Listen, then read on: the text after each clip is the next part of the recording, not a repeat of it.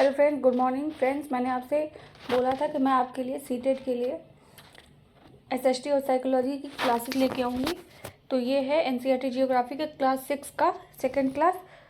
Topic आपका 2 है और टॉपिक का नाम है ग्लोब अक्षांश एवं देशांतर। इसमें जो आप पढ़ेंगे वो आपकी पिछली बार जो क्लास हो चुकी है उससे रिलेट, अगर आप उसको अच्छे से पढ़े होंगे तो इसको भी, ये भी आपको अच्छे से और समझ में आएगा। तो मैं इसको पूरा पढ़ूंगी क्योंकि मुझे आपको समझाना है, ठीक है। तो चलिए क्लास को स्टार्ट करते हैं बिना किसी देरी के। पिछले अध्याय में आप पढ़ चुके हैं कि हमारी पृथ्वी गोलाकार नहीं है। यह उत्तर एवं दक्षिणी ध्रुवों पर थोड़ी चिपटी तथा मध्य में थोड़ी उभरी हुई है। ये हमने पिछली क्लास में भी पढ़ा था। उसमें वहाँ पे एक ये चीज़ थी, ये लिखा गया था कि हमारी पृथ्वी गोलाकार नहीं है, यह उत्तर एवं दक्षिणी ध्रुवों पर थोड़ी चपटी तथा मध्य में थोड़ी उभरी है, इसीलिए इसको भूभाग कहा जाता है। ये हमने पिछली क्लास में पढ़ा था। हमारी पृथ्वी क्या है, उत्तरी एवं दक्षिणी ध्रुवों पर थोड़ी चपटी तथा मध्य में थोड़ी उभरी हुई है। आगे है, यह कैसे दिखती है, इस संबंध में जानकारी प्राप्त करने के लिए आप अपनी कक्षा में सावधानी पूर्वक ग्लोब को देखिए। ग्लोब पृथ्वी का लघु रूप में एक वास्तविक प्रतिरूप है। ये जो ग्लोब है, ये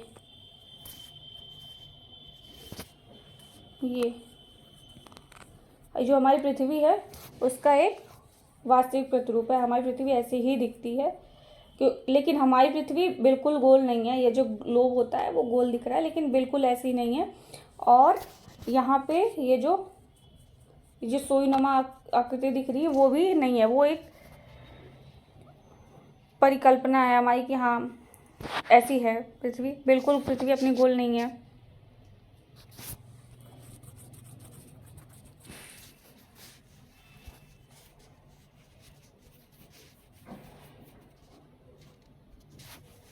आगे बात करते हैं।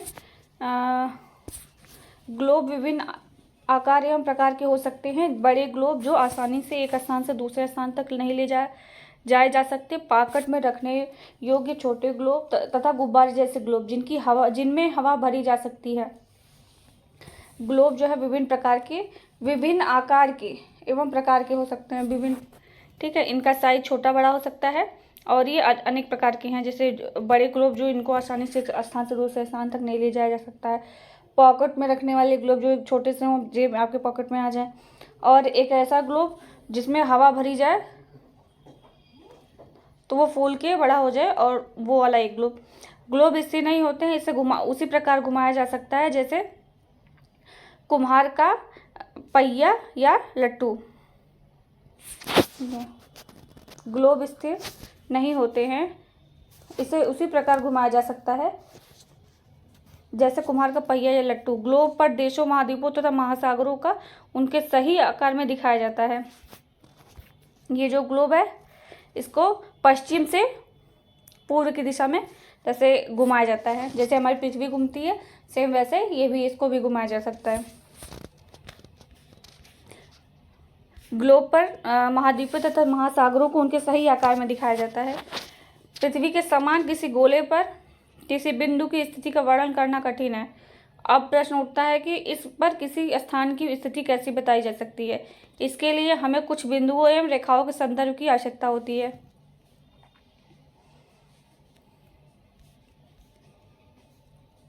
आप देखेंगे कि एक सुई ग्लोब में झुकी हुई है अवस्था में स्थित अक्ष होती है, झुकी अवस्था में स्थित होती है जिसे अक्ष कहा जाता है। बात इसकी हो रही है। ये जो सुई है जो मैं आप लोगों को अभी कह रही थी, पृथ्वी के ऊपर ये सुई है, ये इसको अक्ष कहा जाता है। ग्लोब पर वे दो बिंदु जिनसे होकर सुई गुजरती है उत्तर एवं दक्षिणी ध्रुव कहा जाता है। ग्लोब को इस सुई के चारों ओर पृथ्वी की भांति पश्चिम की पूर्व घुमाया जा सकता है, लेकिन याद रखें कि इन दोनों में एक अंतर है। पृथ्वी पर वास्तव में ऐसी कोई सुई नहीं होती है, यह अपने अक्ष पर चारों ओर घूमती है जो एक काल्पनिक रेखा है। ये जो अपना ग्लोब है इसको पश्चिम, ये ग्लोब है, ठीक, इसको पश्चिम से पूर्व की ओर घुमाया जा सकता है। और ये जो अक्ष है यानी ये जो सुई नुमा है, ये जो आपका इस साइड है उत्तर के साइड, ये उत्तरी अक्षांश है। और ये जो आपका दक्षिणी, ये है नीचे की साइड, इसको दक्षिणी अक्षांश कहते हैं। और ये जो अक्ष है जो सुई नुमा है, ठीक है, ये एक काल्पनिक है, ऐसा वास्तविक रूप में पृथ्वी पर नहीं है।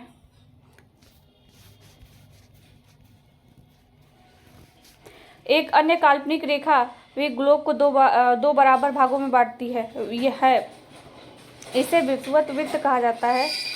पृथ्वी के उत्तर में स्थित आधे भाग को उत्तरी गोलार्ध तथा दक्षिण वाले भाग को दक्षिणी गोलार्ध कहा जाता है। ये दोनों बराबर के आधे भाग होते हैं। इस प्रकार विषुवत वृत्त पृथ्वी पर एक काल्पनिक वृत्त बनाती है। चलिए अब इसकी बात कर लें। ये जो आपका विषुवत वृत्त है, ये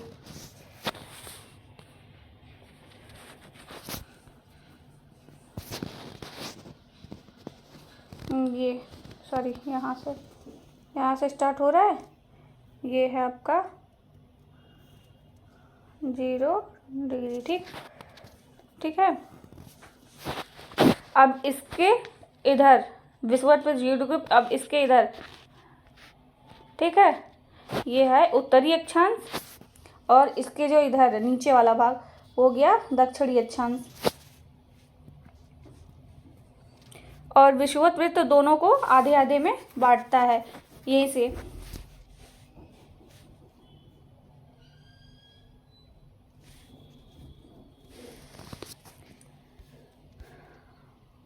इस प्रकार विषुवत वृत्त पृथ्वी पर एक काल्पनिक वृत्त बनाती है एवं यह पृथ्वी पर विभिन्न स्थानों की स्थिति बताने का एक संदर्भ बिंदु है। ये जो विषुवत वृत्त है, ठीक है, ये काल्पनिक रेखा है। अक्षांश रेखा जो है वो काल्पनिक रेखा है, ऐसा नहीं है कि वास्तविक रूप से पृथ्वी पर ऐसी कोई रेखा है, ठीक है। यह एवं पृथ्वी के विभिन्न स्थानों की स्थिति बताने का महत्वपूर्ण संदर्भ बिंदु। विषुवत वृत्त से ध्रुवों तक स्थिति सभी समानांतर अक्षांशों को विषुवत वृत्त से ध्रुवों तक स्थित सभी समानांतर वृत्तों को अक्षांश रेखाएं कहा जाता है। अक्षांशों को अंश में मापा जाता है। ये जो विषुवत वृत्त है, ये मेरा थोड़ा टेढ़ा हो गया ऐसे, ये है, रुकिए मैं सही करती हूँ इसको।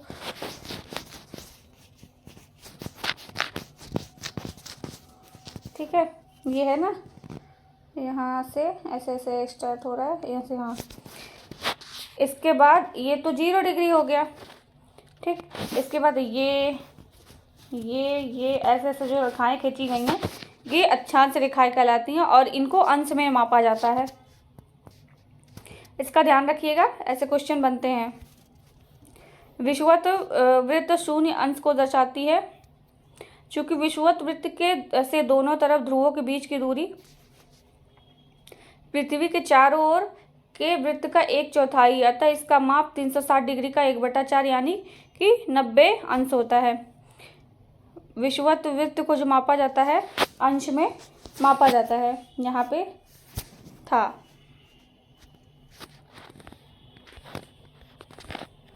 विषुवत वृत्त को अंश में मापा जाता है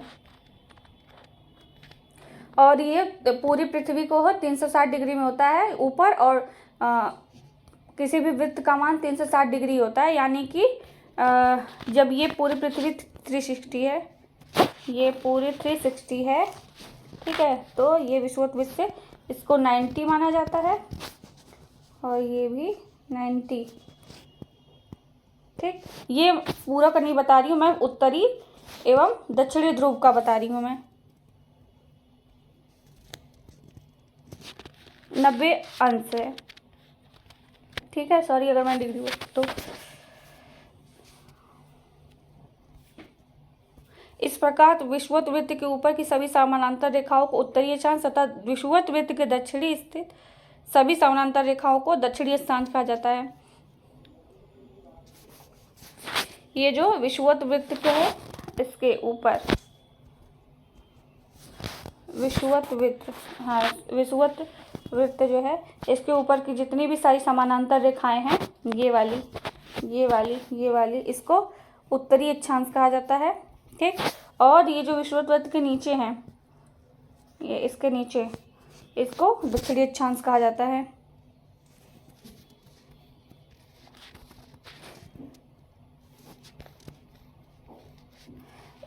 इसलिए प्रत्येक अक्षांश के मान के साथ उसकी दिशा यानी उत्तर या दक्षिण को भी लिखा जाता है। सामान्यतः इसे उत्तर या दक्षिण अक्षर से व्यक्त किया जाता है। उदाहरण के लिए ये जो है, जब कोई हम अक्षांश लिखते हैं, ये 20 डिग्री अक्षांश या 40 डिग्री अक्षांश, उसके साथ हम लोग उत्तर या दक्षिण अक्षांश भी लिखते हैं, क्योंकि उत्तर के इधर भी अक्षांश है, विषुवत वृत्त के जो दक्षिण में अक्षांश है वो भी हो सकता है, और विषुवत वृत्त के उत्तर में भी हो सकता है अक्षांश, मतलब होता है। तो पता कैसे चलेगा कि किस तरफ का है, विषुवत वृत्त के दक्षिण साइड का है या विषुवत वृत्त के उत्तर साइड का है। इस चीज़ की स्थिति का पता लगाने के लिए हम जब अक्षांश लिखते हैं तो ये भी लिखते हैं कि विषुवत 20 डिग्री उत्तरी अक्षांश है या 20 डिग्री दक्षिणी अक्षांश है। और इसको लिखने के लिए समानता हम अगर उत्तर है तो उ लिखेंगे, और दक्षिण में है तो 20 डिग्री द लिखेंगे।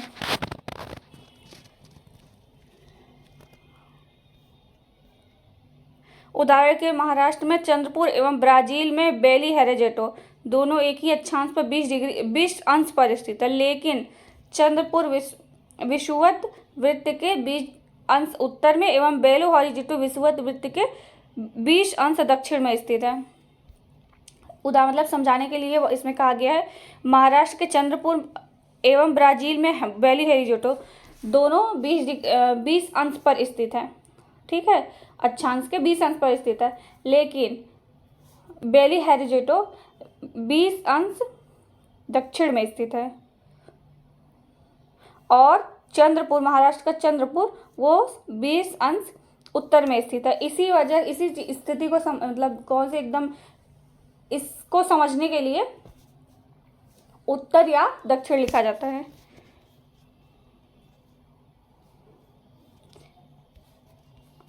महत्वपूर्ण अक्षांश एवं रेखाएं, विषुवत वृत्त 0 डिग्री, उत्तर ध्रुव 90 और दक्षिण ध्रुव 90 होता है के अतिरिक्त डिग्री है वो। ठीक है, के अतिरिक्त 4 महत्वपूर्ण अक्षांश रेखाएं और भी हैं। देखिए इसमें महत्वपूर्ण अक्षांश एवं रेखाएं में दिया है विषुवत वृत्त, ध्रुव वृत्त तथा दक्षिणी ध्रुव वृत्त। इसके अतिरिक्त 4 महत्वपूर्ण अक्षांश रेखाएं। देखिए अभी मैंने आप लोगों को ये जो है उत्तरी ध्रुव के बारे में बता चुकी हूँ मैं। ये है, ये उत्तरी ध्रुव, मतलब ये तो विषुवत वृत्त है। ठीक है, ये 0 डिग्री हो गया, ये आपका इधर से उत्तरी ध्रुव हो गया, इधर हो गया दक्षिणी ध्रुव। ठीक, 3 तो बता चुकी हूँ मैं आपको। इसके अलावा कह रहेंगे, इसके अलावा भी 4 और आपके अक्षांश रेखाएं और भी हैं। देखिए, चलिए देखते हैं कि कौन कौन सी हैं।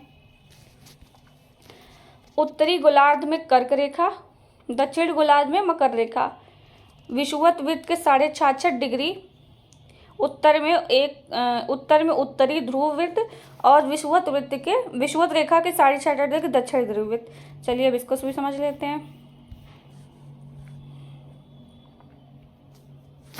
ये हो गया आपका विषुवत वृत्त। ठीक, ये हो गया 0 डिग्री पे। इसके बाद ये हो गया आपका, पूरा हो जाता है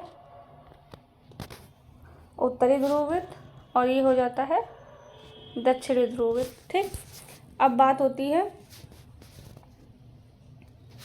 इसके बाद कौन कौन सी रेखाएं, 4 और रेखा बताई गई है ना। तो जो हम उत्तरी विषुवत वृत्त के उत्तर में जाते हैं 23.5 डिग्री, ठीक है, तो यहाँ मिलती है आपको कर्क रेखा। ठीक, ये होती है 23.5 पे। और अगर हम विषुवत वृत्त के दक्षिण में आते हैं, ठीक है, दक्षिणी ध्रुव के साइड, तो 23.5 डिग्री पर हमको मिलती है यहाँ पे मकर रेखा। ठीक है, ये भी इधर देखिए, इधर दिया है। ठीक, इसके बाद फिर हम आते हैं, थोड़ा और आगे बढ़ेंगे, दक्षिणी ध्रुव वृत्त, ये हो गया आपका तीसरा। ठीक है, और आपका ये हो गया उत्तरी साइड। जब हम जाएंगे कर्क रेखा के और आगे बढ़ेंगे तो आपका हो जाएगा उत्तरी ध्रुव वृत्त। ये आपका चारों है, और इसके बीच का मैं अभी आप लोगों को आगे समझाती हूँ। ये आपका चारों हो गया। ये कि चार कौन से अक्षांश रेखाएं और भी हैं।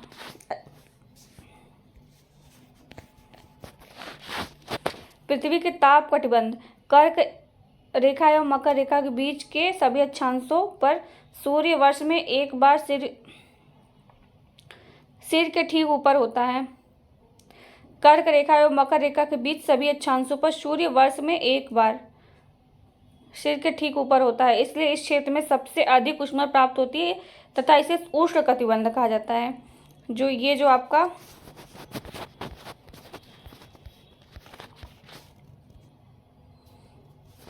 ये कर्क रेखा है, इधर ये वाला जो क्षेत्र है ये इधर वाला है।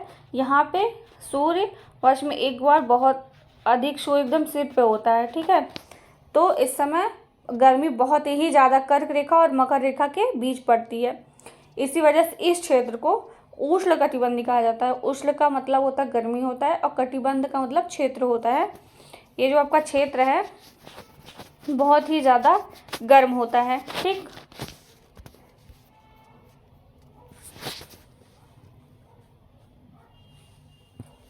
कर्क रेखा तथा मकर रेखा के बाद किसी भी अक्षांश पर दोपहर के सूर्य कभी भी सिर के ऊपर नहीं होता है।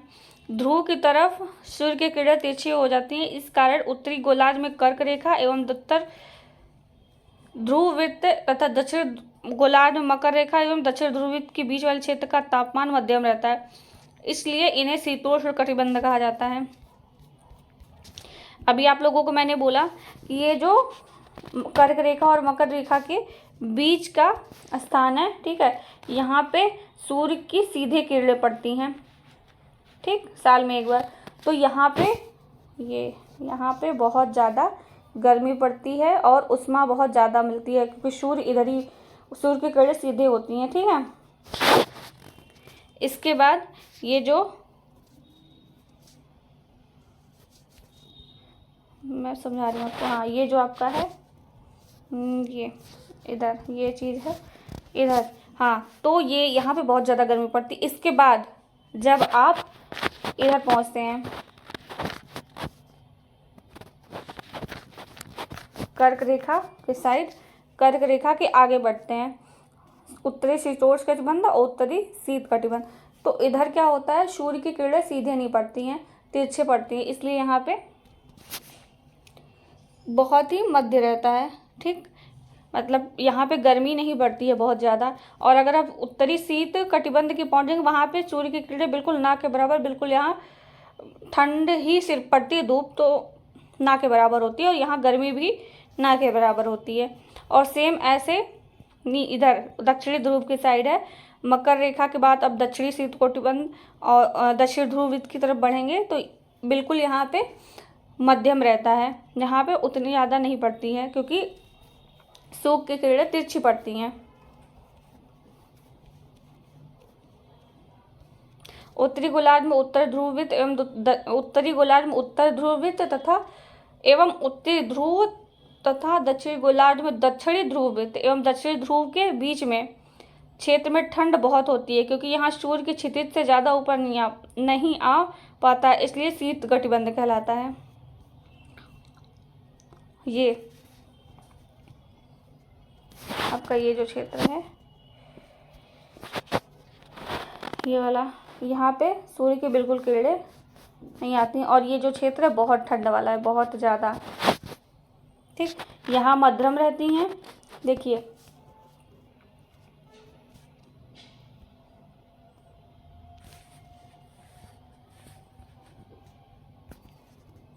ठीक है, ये जो आपका है, ठीक, ये है आपका बहुत ज़्यादा गर्मी वाला। ठीक, इसके बाद ये है आपका मध्यम वाला, और ये है बिल्कुल ठंड वाला, और सेम ऐसे इधर भी है। ठीक है, ये आपका गर्मी वाला है, ये आपका मध्यम रहेगा, और ये बिल्कुल ठंड वाला है, क्योंकि यहाँ पे सूर्य की किरणें ना के बराबर आती हैं। ठीक, यहाँ पे मकर रेखा और कर्क रेखा के बाद जो स्थान है वहाँ पे उत्तरी ध्रुव के पहले और दक्षिण ध्रुव के पहले, तो यहाँ पे समशीतोष्ण वाला एरिया यहाँ पे मीडियम रहता है।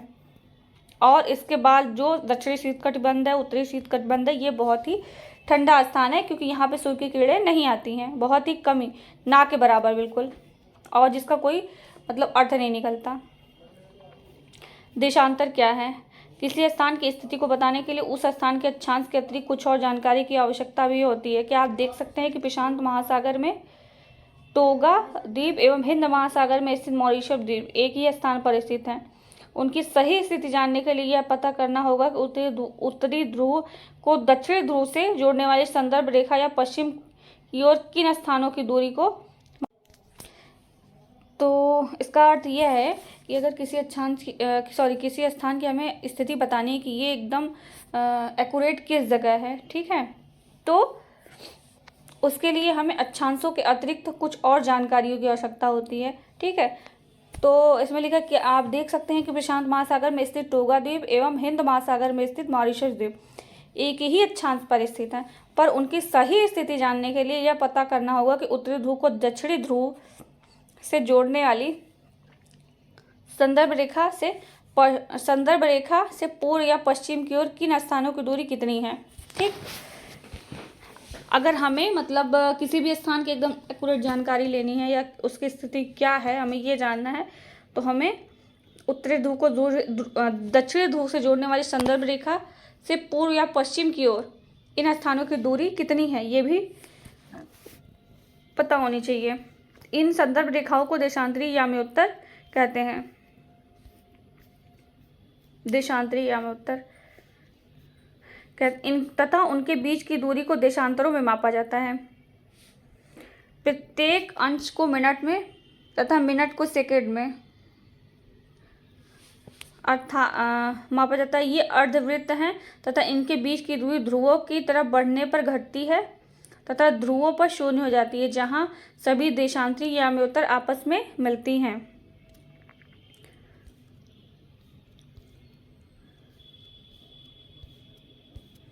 ये है आपका, चलिए मैं आपको समझाती हूँ। ये आपका जो ऐसे रेखाएं थी, सुनिए, देखिए ये जो रेखाएं हैं,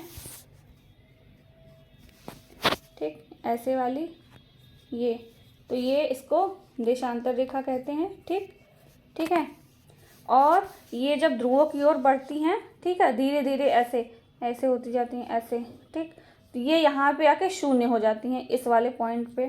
ठीक, और क्या दिया था,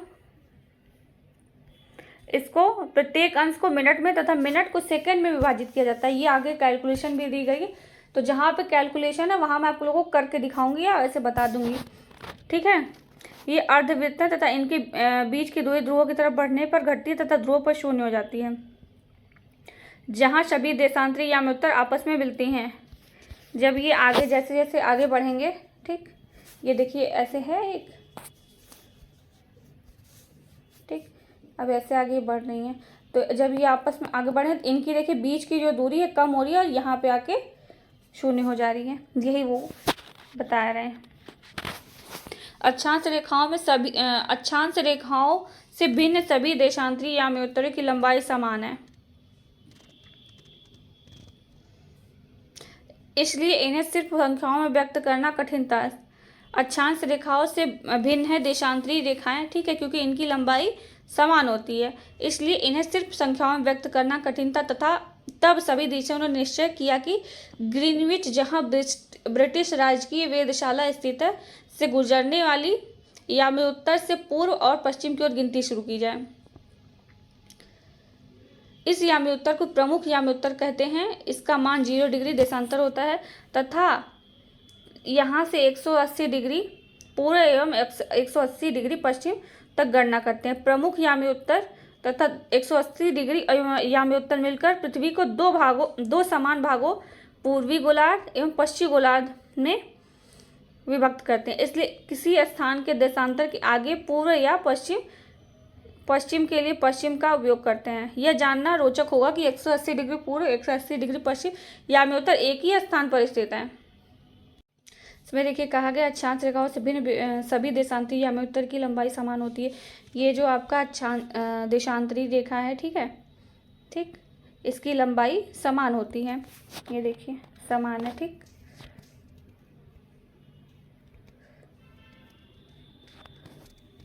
ये समान है, ठीक, लेकिन ठीक ये आगे यहाँ पे घटती जाएगी, यहाँ पे इस पॉइंट पे आगे शून्य होगी, ठीक है। इनकी लंबाई तो सेम होगी, ठीक।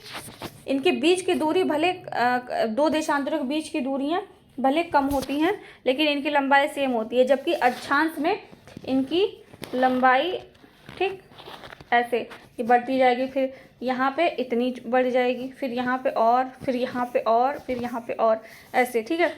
इसलिए देशांतरों के बीच की दो देशांतरों के बीच की दूरियां कम होती हैं, लेकिन इनकी लंबाई सेम होती है, इसलिए इनको संख्या में व्यक्त करना कठिन था। इसलिए ग्रीनविच, जहाँ ब्रिटिश राज की वेधशाला स्थित है, से गुजरने वाली यामी-उत्तर से पूर्व और पश्चिम की ओर गिनती शुरू की जाए।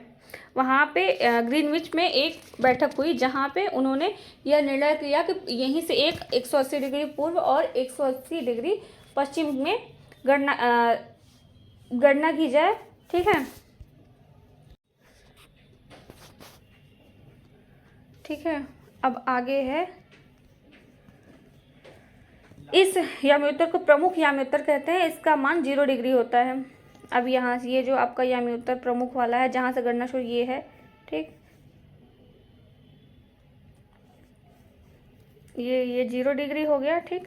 अब जो इसके 180 डिग्री, ठीक, ठीक है, और इसके 180 डिग्री, ठीक, तो ये हो गया पश्चिम और ये वाला हो गया आपका पूर्व, ये आपका पूर्व हो गया, ठीक है। प्रमुख यामी-उत्तर तथा 180 डिग्री यामी-उत्तर मिलकर पृथ्वी को दो समान भागों वाली पूर्वी गोलार्ध एवं पश्चिमी गोलार्ध में विभक्त करती हैं।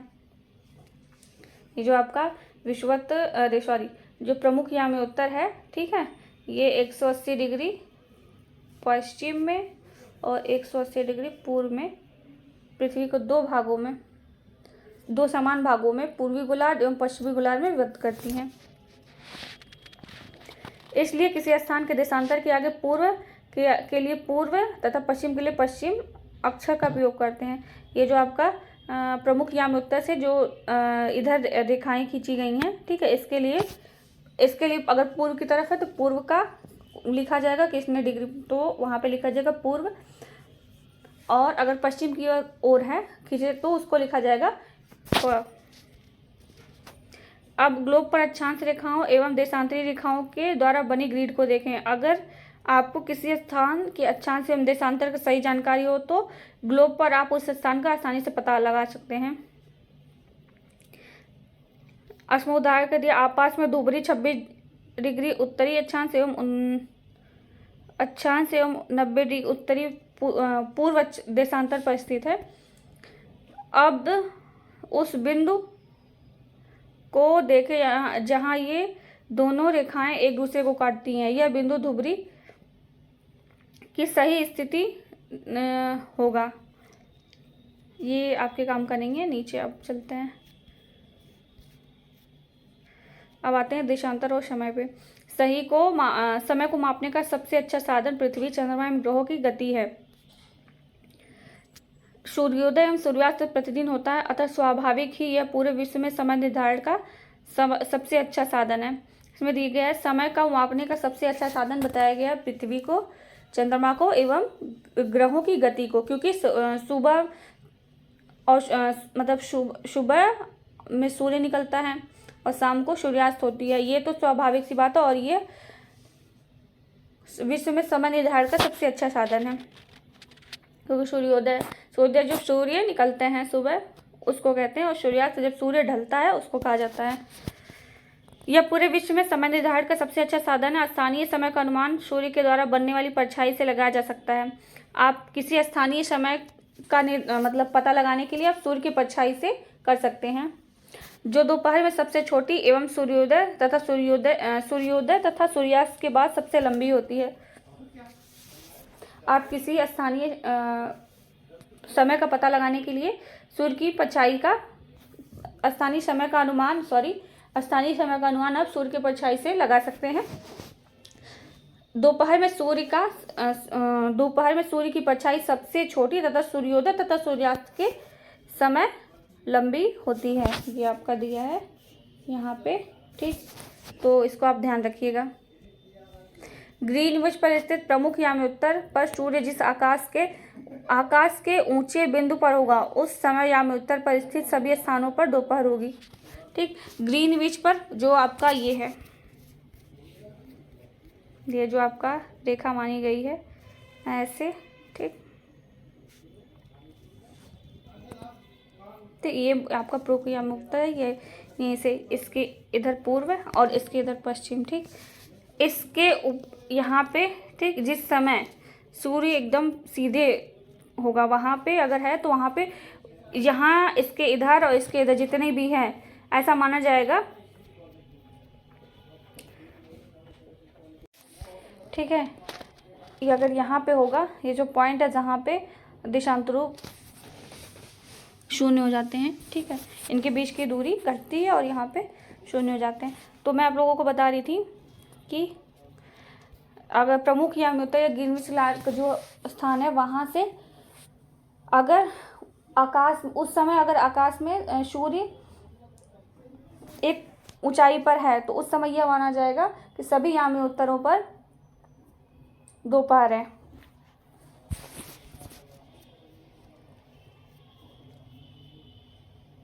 आगे बात करते हैं।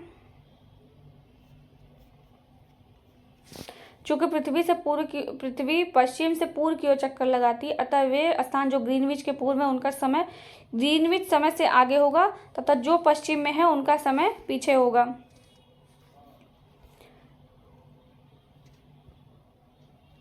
इसमें बताया गया हमारी जो पृथ्वी है, ठीक है, वो पूर्व से पश्चिम की ओर चक्कर लगाती है। ठीक है, सॉरी, पश्चिम से पूर्व की ओर चक्कर लगाएगा, मैंने गलत बोल दिया, सॉरी। ठीक है, पश्चिम से के पूर्व चक्कर लगाती है। तो जो ग्रीनविच के पूर्व में है, ठीक है, इधर उनका समय ग्रीनविच समय से आगे होगा। ठीक है, ये जो ग्रीनविच रेखा है ये प्रमुख याम्योत्तर है। ठीक है, ठीक है, ये है इसके पूर्व में जो होगा, ठीक, उनका समय ग्रीनविच समय से आगे होगा। ठीक, तथा ग्रीनविच के पश्चिम में, ठीक है, उनका समय ग्रीनविच समय के पीछे होगा। ठीक है, क्योंकि हमारी पृथ्वी पश्चिम से पूर्व की ओर घूमती है। आगे क्या है,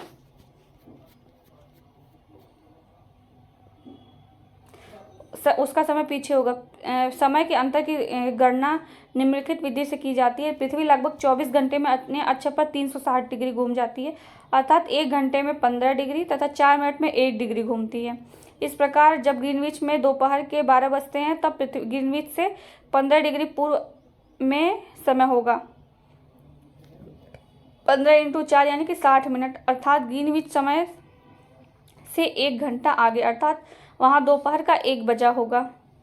ये आप कैलकुलेशन, चलिए मैं आप लोग बता देती हूँ।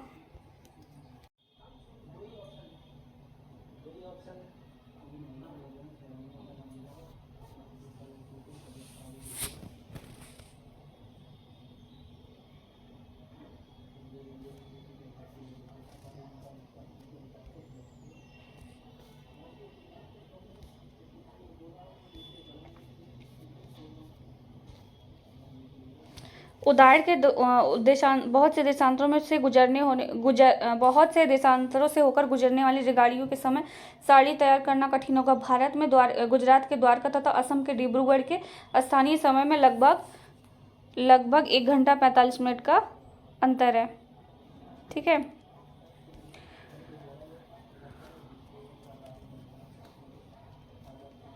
इस याम्योत्तर रेखा के स्थानीय समय को पूरे देश का मानक समय माना जाता है। भारत में 82.5 डिग्री को मानक यामोत्तर माना जाता है। इस यामोत्तर के स्थानीय समय को पूरे देश को मानक समय माना जाता है। इसे भारतीय मानक समय के नाम से जाना जाता है। ये आपका 82.5 डिग्री है, वो भारत का मानक समय, ये आप याद रखिएगा। कबीर भारत के निकट एक छोटे से गांव में रहता हुआ अपने मित्र आलोक से कहता है कि वे लोग आज रात्रि में नहीं सो पाएंगे। भारत एवं इंग्लैंड के बीच एक क्रिकेट मैच लंदन में 2 बजे अपराह्न में शुरू होगा, अर्थात भारत के अनुसार मैच शाम के 7:30 बजे शुरू होगा और देर रात्रि में समाप्त होगा। क्या आप जानते हैं कि भारत एवं इंग्लैंड के बीच समय में क्या अंतर है? भारत ग्रीनविच के 82.5 डिग्री पूर्व में स्थित है तथा यहाँ का समय ग्रीनविच समय से 5 घंटा 30 मिनट आगे। इसलिए जब लंदन में दोपहर के 2 बजे होंगे तब भारत में शाम के 7:30 बज रहे होंगे। ठीक, ये आपका दिया है, इसमें कुछ समझाने वाला है नहीं। क्या समझाऊँ मैं? कुछ देशों का देशांतरीय, ये बस समझने हैं कि हाँ पढ़ के बता दिए। भारत और ग्रीनविच के समय में कितना अंतर है। भारत ग्रीनविच रेखा जो आपकी है वहाँ से ग्रीनविच के पूर्व में, भारत ग्रीनविच के पूर्व में 82.5 डिग्री पूर्व में स्थित है और यहाँ और लंदन के समय में अंतर इसलिए होता है क्योंकि यहाँ का मानक समय और वहाँ का मानक समय अलग होता है और यहाँ इन दोनों के देशांतरों के बीच की दूरी भी। कुछ देशों का देशांतरीय विस्तार अधिक होता है जिसके कारण वहाँ एक से अधिक मानक समय अपनाए गए हैं। उदाहरण के लिए रूस में 11 मानक समयों को अपनाया गया है। पृथ्वी को एक घंटे वाले 24 समय क्षेत्रों में बांटा गया। इस प्रकार प्रत्येक समय क्षेत्र 15 डिग्री देशांतर तक के क्षेत्र को घेरता है।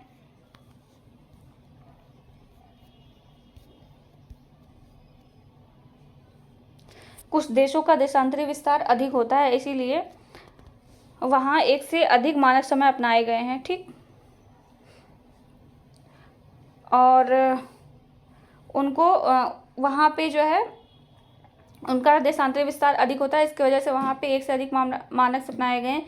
उदाहरण के लिए दिया गया है कि रूस में 11 मानक समयों को अपनाया गया है। ठीक, और पृथ्वी को एक घंटे वाले 24 समय क्षेत्रों में बांट दिया गया है।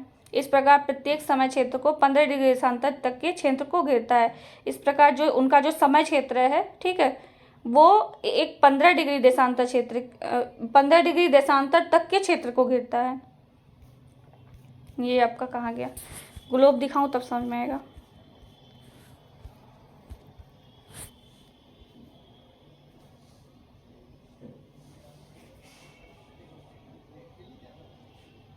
सपोज ये आपका 15 है, ठीक, कोई भी मान लीजिए। ये है, मान लीजिए ये रूस है, ठीक है। अब क्या हुआ, इसको मार्कर को नहीं चल रहा, चलिए ठीक है बता दे रही हूँ मैं।